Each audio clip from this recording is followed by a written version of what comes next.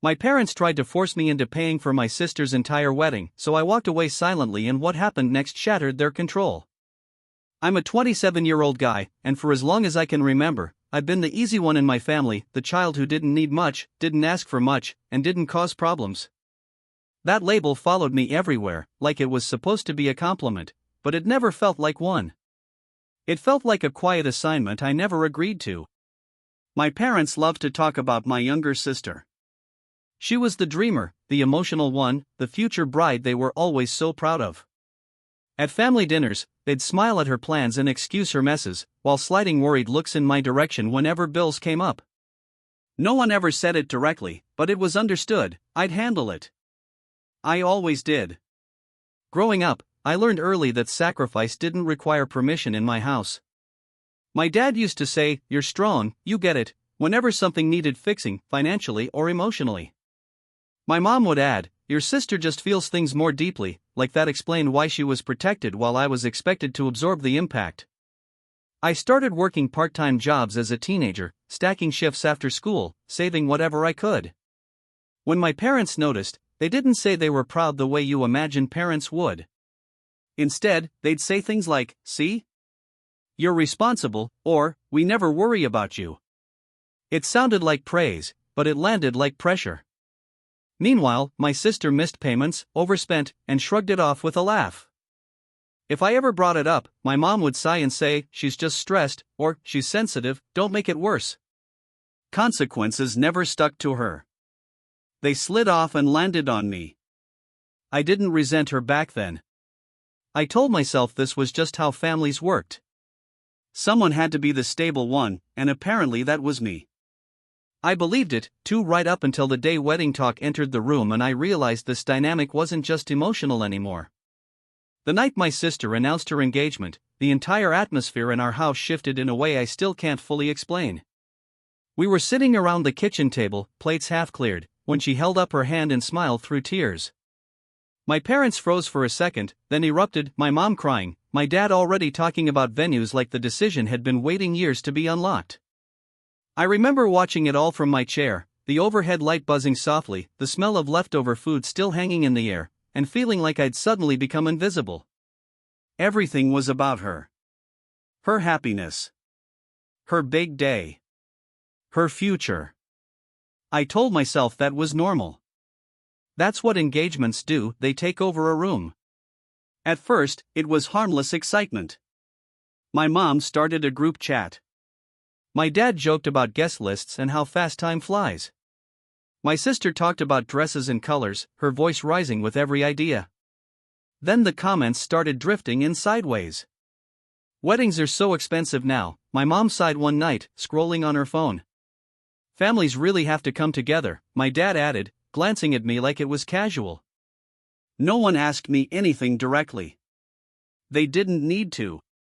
I felt that familiar tightening in my chest, the same one I'd felt every time money became a problem growing up. My sister never mentioned budgets. She spoke like everything was already handled, like the hard parts were someone else's responsibility. A week later, my parents invited me to talk logistics. That's how they phrased it. Logistics. Not finances. Not expectations. Just logistics. I remember sitting on the couch, my knee bouncing, listening as they talked around the issue instead of at it. They praised me again, how stable I was, how lucky they were to have a son who understood reality. I nodded. I stayed quiet. I told myself I was reading too much into it. But deep down, I felt something forming, an invisible line being drawn, one I hadn't agreed to step over yet. And I didn't realize then how quickly that line would turn into a demand. The first time money was mentioned outright, it still wasn't framed as a demand. That's what made it so unsettling. We were sitting in the living room, TV muted, my dad holding a notepad like this was some kind of casual planning session. My mom sat beside him, nodding along, already aligned. "So," my dad said, tapping the pen against the paper, "venues alone can run tens of thousands now." I didn't respond right away. I stared at the carpet, noticing a loose thread near my shoe, trying to stay grounded. My mom jumped in quickly. "We're not saying anyone has to do anything," she said, smiling too tightly. We're just talking realistically. Then came the comparisons. They talked about my job, my savings, how I'd always been good with money. My dad said, "You're in a different position than your sister," like that explained everything. My mom added, "She's still finding herself. You're already there." Each compliment landed heavier than the last, stacking into something that felt less like praise and more like a case being built. My sister sat across from me, scrolling on her phone, barely looking up. When she did, she smiled softly and said, "I just don't want anything too stressful." That was it. No mention of cost. No acknowledgement of who might carry it. Just an assumption that someone else would absorb the stress for her. I tried to joke my way out of the discomfort. "Weddings don't have to be insane," I said lightly. "People go simple all the time." The room went quiet. My mom's smile faded. "Well," she said carefully, "we don't want her to feel like she's missing out."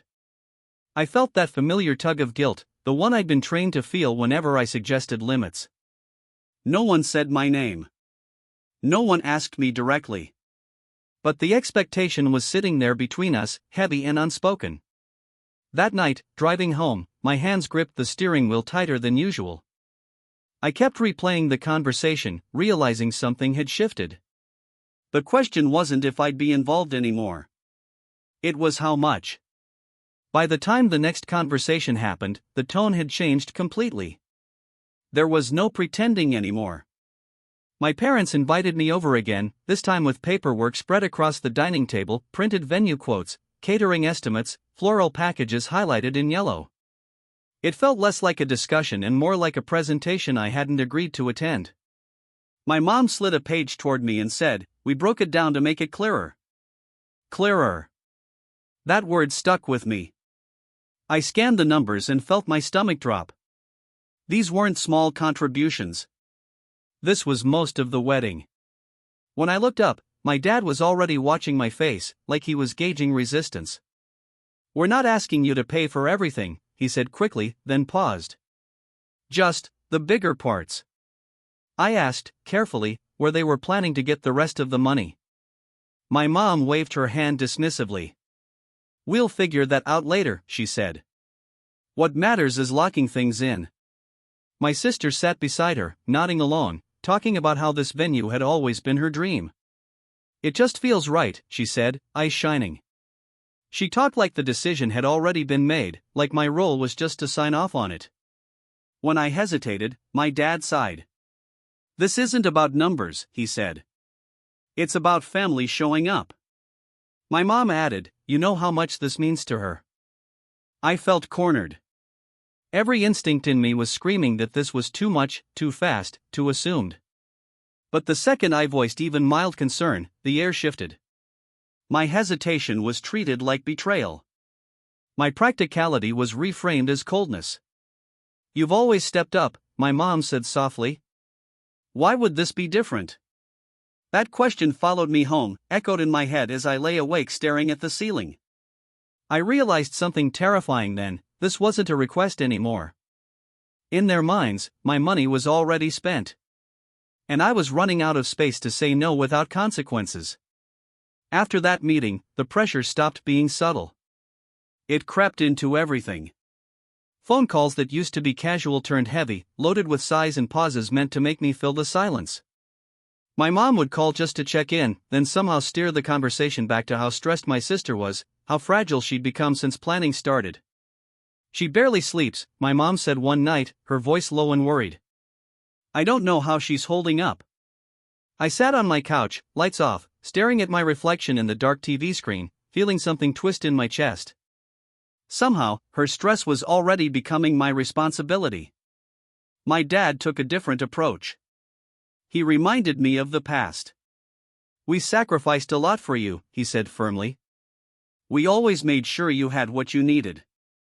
He didn't mention that I'd paid for most of my own things since I was a teenager. He didn't mention the nights I skipped outings to save money. Those details didn't fit the story he needed. My sister started calling too. She cried. Not hysterically, just enough. I hate that this is causing problems, she whispered once. I never wanted to be a burden. But she never said she'd scale back. Never said she'd contribute more. Her tears weren't paired with solutions, just guilt handed to me like a weight. When I tried to explain that this was overwhelming, my mom snapped, "Why are you making this about you?"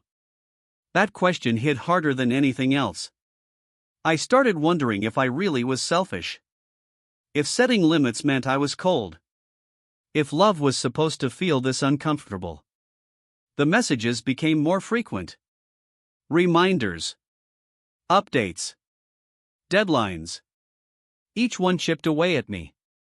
I felt trapped between wanting peace and knowing I was being cornered. Late one night, I opened my banking app and stared at my savings, the numbers suddenly feeling fragile instead of reassuring.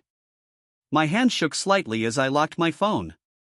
That's when I realized something had changed. This wasn't about helping anymore. It was about obligation, and I was being pushed closer to a line I wasn't sure I could come back from. The moment it finally became explicit didn't happen during a fight. That's what still messes with me. It happened quietly, almost clinically, like a decision that had already passed every internal vote without me. My parents asked me to come over again, saying they'd simplified things. When I arrived, the house felt strangely calm. No papers this time. No presentations. Just my mom at the kitchen table and my dad leaning against the counter, arms crossed. My dad cleared his throat. "We need to be honest with you," he said. "There's no realistic way this wedding happens unless you step in fully." I felt my chest tighten. Fully, how? I asked, even though I already knew. My mom slid her phone across the table, a notes app open with a total at the bottom. It was almost the entire wedding cost. Venue. Catering. Dress. Deposits already promised. My vision blurred for a second. "We assumed you'd handle most of it," she said gently, like she was explaining something obvious to a child. "You're the only one who can." I asked about repayment. My dad hesitated just long enough to answer without lying outright. "We'll figure something out later," he said. "Right now, that can't be the focus." That's when my sister walked in from the hallway. She didn't look surprised. She looked relieved. "I didn't want to say anything," she said softly, eyes glossy. "But they already told the vendors. They're expecting the money." The room went silent. In that moment, something clicked into place that I hadn't wanted to see before. This wasn't pressure building toward a decision. The decision had already been made, without me. My role wasn't to choose. It was to comply. I felt stupid for every time I'd given them the benefit of the doubt. For every night I'd convinced myself this was temporary, reasonable, fair. I stood up slowly, my legs unsteady, and said I needed time to think. No one tried to stop me. They didn't need to. As I walked out, I realized this was the midpoint, whether they knew it or not. Because whatever happened next, I couldn't unsee the truth anymore. And I wasn't sure they understood what pushing me this far would cost them. I didn't storm back in with a dramatic refusal. I didn't yell or accuse anyone of manipulation, even though every part of me wanted to. I waited a few days, tried to breathe through the panic, and then asked to talk again, this time on my terms. I told myself if I explained things calmly, they'd finally hear me. We sat in the same kitchen, sunlight cutting across the table, dust floating in the air. I laid it out carefully. I said I couldn't cover the entire wedding. I said I could help in a limited way, with a fixed amount, but that I needed to protect my future too. My voice shook, but I didn't back down. The reaction was immediate. My dad's jaw tightened. "So you're choosing money over your sister," he said flatly. "That's not what I said," I replied, my heart racing. "It's exactly what you're saying," my mom snapped. "You're putting conditions on family." My sister burst into tears, pushing her chair back. "I knew this would happen," she cried. "I knew you'd do this to me." Her words hit me like punches. I felt the room closing in, the walls suddenly too close, too familiar. I tried to explain again, slower this time, but it didn't matter. The narrative had already shifted. I wasn't being responsible anymore, I was being selfish. Ungrateful. Cold. Every label they'd never used on me before was suddenly fair game. Within days, the pressure multiplied. Aunts texted me about family duty. An uncle called to remind me how lucky I was to have steady work. Somehow, everyone knew their version of the story, and none of them had spoken to me. I started dreading my phone. Every notification made my stomach drop. I felt like I was fighting an invisible opponent that kept growing heads. Late one night, I sat on the edge of my bed, staring at the floor, feeling smaller than I had in years. I realized something then that terrified me more than the money. They weren't upset because they needed help. They were upset because I'd disrupted their control. And once control is threatened, it doesn't go quietly. After I set that boundary, everything changed, but not in the way I hoped. The house I grew up in stopped feeling familiar. When I visited, conversations went quiet the moment I walked into a room. My mom stopped calling unless it was to check if I'd reconsidered. My dad spoke to me like I was a stranger who'd disappointed him beyond repair. The worst part was how openly I was excluded. Wedding planning updates flew around the family group chat, but I wasn't included anymore. I'd hear about venue visits and dress fittings secondhand, usually followed by a pointed comment like, "It's a shame you weren't there." Every message felt designed to punish me for not complying. One night, I overheard my sister on the phone with a friend while I was dropping something off. She didn't know I could hear her through the hallway. "If he doesn't pay, the whole thing falls apart," she said, frustration sharp in her voice. I don't know why he's being like this.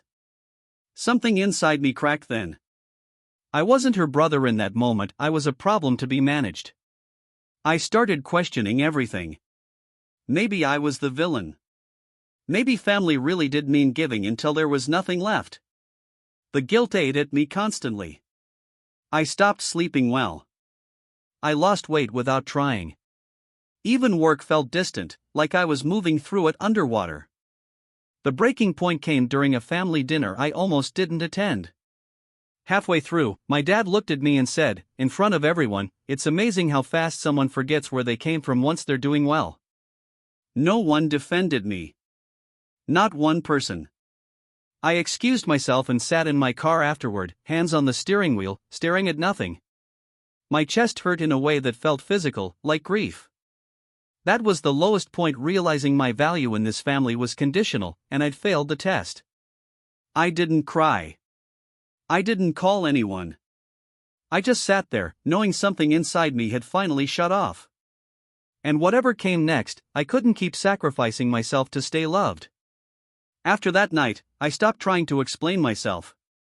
Something in me had gone quiet, like a switch had been flipped and the constant hum of guilt finally powered down. I didn't announce any decision. I didn't give a speech or draw a line in the sand. I just withdrew. I stopped answering calls that I already knew the outcome of. When my mom texted, "We need to talk about the wedding," I replied hours later with neutral responses, or sometimes not at all.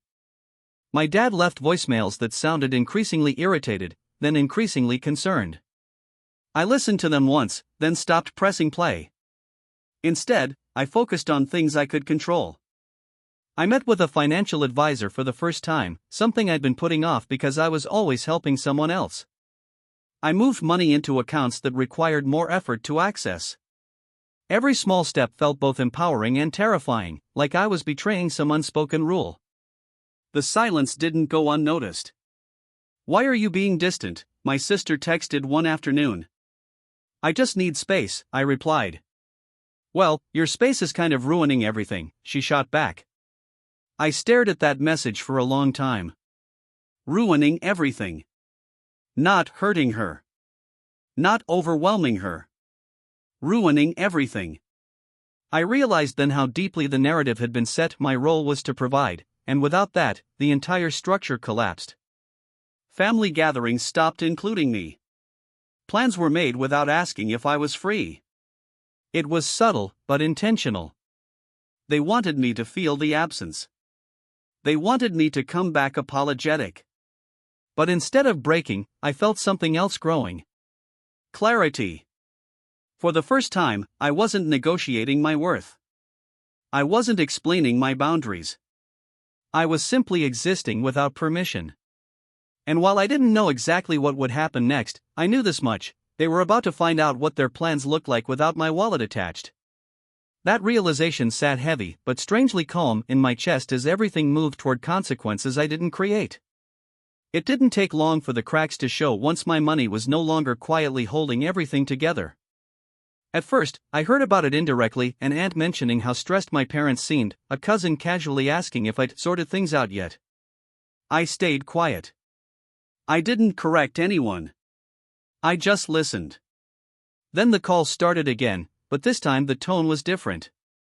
My mom sounded tight, brittle. "The venue needs another deposit," she said, skipping any greeting. "They won't hold the date much longer." I felt my stomach clench, but I kept my voice steady. "I already told you my position." There was a long pause, then a sharp exhale. "So you're really doing this," she said. Vendors started pushing back. Caterers needed confirmation. The dress shop apparently wouldn't continue alterations without payment. All the things my parents had confidently promised were suddenly due, and there was no backup plan because I was the backup plan. My sister called me one night, her voice strained and angry instead of tearful. "Do you have any idea how humiliating this is?" she snapped. "People are asking questions." "About what?" I asked quietly.